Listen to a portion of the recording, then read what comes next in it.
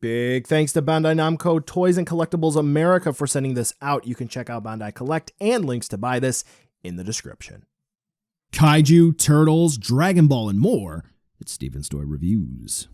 Hey, Collector Steven here, and welcome to one of two Thor videos we're going to get to this week. And today we're going to be taking a look at Thor from Love and Thunder. Yeah, I wanted to do that. Don't worry, it's not going to be in the Mighty Thor review. So yes, we're looking at Thor from the name of the same movie in the SH Figuarts lineup. And oh boy, he's got some Thanos looking armor this time. And quite frankly, this Figuarts, I had a little bit of hesitation when I saw the initial solicitation. I thought, we got the same old tricks that we have with Thor. And while not bad, maybe we can have some stuff that would be up to date for this release. And I'm very pleased to say but I definitely took a look at this figure and said, yep, we can do that. So without any further ado, let's take a look to see whether or not Thor is going to be worth adding into your collection, and I think you may just be pleasantly surprised. First and foremost, what I'm going to say for this section is take a look at Thor. Tell me whether or not they got his eye colors correct. When we take a close look under macro photography, you will see that indeed that is going to be the case, which is great to see. Now, for the overall paint application and quality control for Thor when it comes to sculpt and paint, I do think that the only real thing to note is that it does seem that with the face printing technology, Thor's face is going to be a little darker than the rest of his skin tone. But otherwise, I don't really think that there's going to be any real issues here. His hair looks just fine with no real concerns for the paint application, and his armor, the gold paint, is fantastic. Normally, when you have gold paint on an action figure, whether it's going to be this company or any other, you are going to have clumping, stuff's not going to be masked correctly. While not perfect, there's no such thing as a perfect figure. You know that's the mantra of this channel. Thor's armor paint looks really good, and overall, I have to say there's not going to be much of an issue here. I will say that his cape is not tucked in 100% correctly by his collar, but nevertheless, that's going to be just fine. The only issue I am going to bring up, which you should keep in mind, I have seen some folks around the collector sphere note that the face likes to pop off with ease. Look closely. He has a braid. For some reason on this default faceplate, at least for mine, and now I'm going to assume the others who made mention of this, that little braid that he has likes to, by default, go behind his ear. If you're going to attach the faceplate, that braid may like to insert itself behind the ear, which is going to create a gap, and it's going to force the faceplate to fall off. Something to keep in mind. Overall, I think Thor looks fantastic, and we take a look at the articulation.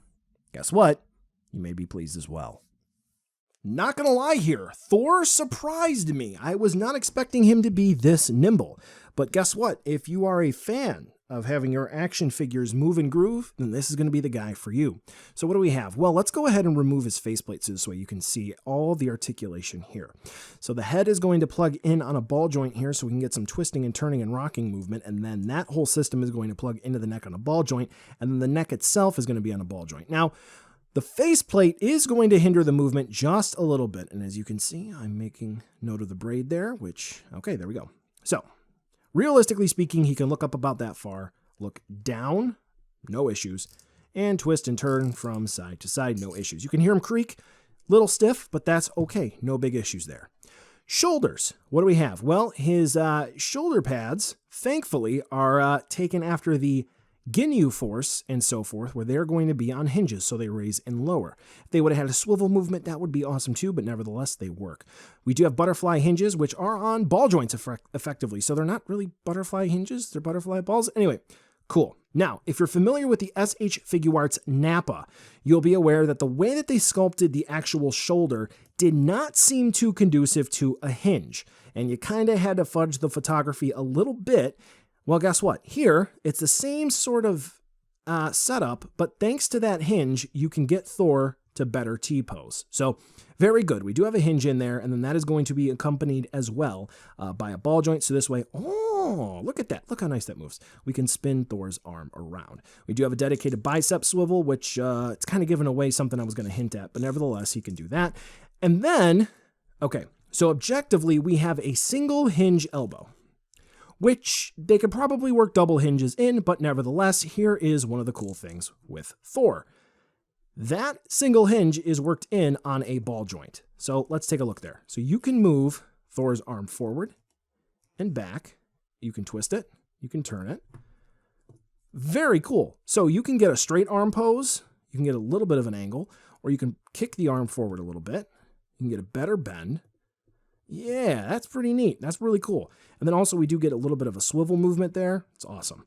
For the wrists, they are rather tight to swap, so make sure if they are too tight and you're afraid you're going to break them, use heat. They are going to peg in on a swivel, they're going to hinge, and then they pop in the hands on a ball joint. So this way you can spin them around and hinge them in one specific direction. You'll just have to rotate to get them in the other. All right, ab crunch, ball jointed movement, and you can see the waist moves as well. So Thor can look up about that far with that, down about that far, and twist and turn with no issues. Now he's going to have a whole bunch of skirt bits. Front is going to be made of a softer plastic. No issues there. Moving back, little bit like this front, but stiffer.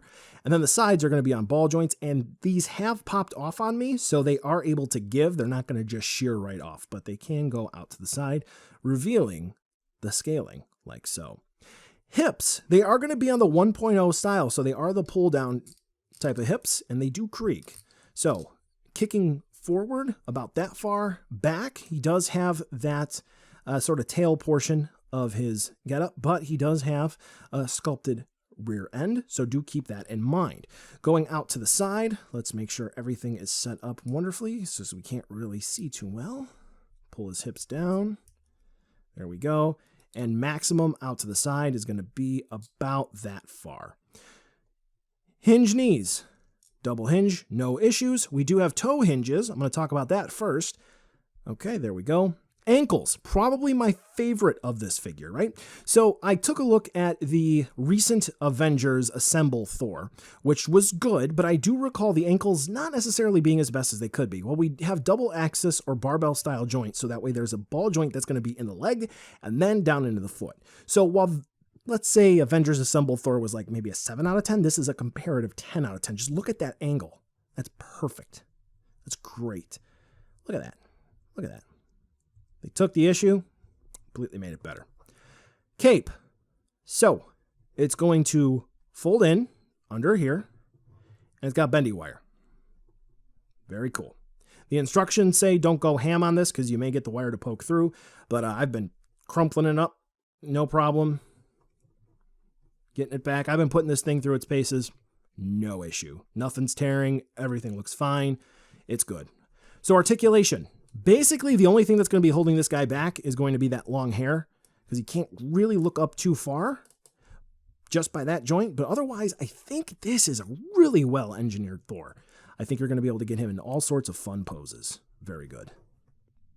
Accessories time, and though Thor is light on them, I do think we get rather short, sweet, and to the point, and it's a good package. Thor is going to come with 2 other sets of hands. He's going to come with a face that is identified as Illuminous eyes. Ooh, ah. And he's going to come with a Stormbreaker that's going to have electrical parts to it and not. So let's go ahead and take a look at that other faceplate. So it looks like he is summoning electricity and thunder, which is really cool. He's getting ready to go into battle. It's basically going to be the same as the first faceplate, except for he's going to have whited out or light blue eyes. Cool. Alternate hand parts, we are going to have splayed hands, and we're going to have sort of cupping hands so this way he can hold the Stormbreaker, which looks good, though I will note for the wrappings on the Stormbreaker, there's going to be no change in paint whatsoever. You're almost not going to be able to note that up close and personal. Whether or not that is source material accurate or not, it is something that I just want to bring up for the grip of the Stormbreaker, which doesn't really lend itself to a whole lot of detail, except for when we take a look at the actual axe in and of itself, which has a lot of finer detail, and it looks really cool. The way that they did the effect part for this is that there are going to be 2 different blades, one of which is just going to be plain, and the other one is going to have that electrical storm, if you will, surrounding the blade, which is pretty cool. And that's going to be it for the accessories. So yeah, I think overall everything is pretty fitting, but I am going to say 2 things. 1, we haven't had a Tamashi effect thunder or lightning thunder in quite some time that could match up with Thor here. I think the last one that came out was the one that was in the Ragnarok set, so it would be cool if there would be an inclusion or a deluxe set that did feature that as an option, even if we had 2 little effect parts that could just go around his wrist. The other one, though it may be more so accurate to more armor, that little helmet that he has, that'd be cool. That'd be really cool for this release. Yeah, I think that'd be awesome. But anyway, if you are looking for support stands or effect parts, you know I got videos to help you out. And rounding out the review, here is going to be a comparison with both of the currently released Love and Thunder SH Figuarts. Just need gore. Come on, Christian Bale. Let's get it going. Overall, I think size-wise, this is going to be just fine and is rather respectful to not only the actors, but size consistency within the universe. So, buy now, skip, or wait for a deal. Marvel figures in the SH Figuarts lineup tend to run in the higher range, somewhere between $70 to $100, depending on whether or not you're looking at just your MCU figures, the tech-on stuff, whatever the case may be. What I will say, though, is that if you do pick one of them up, you are basically going to be picking up quality, not quantity. I hope that that makes sense.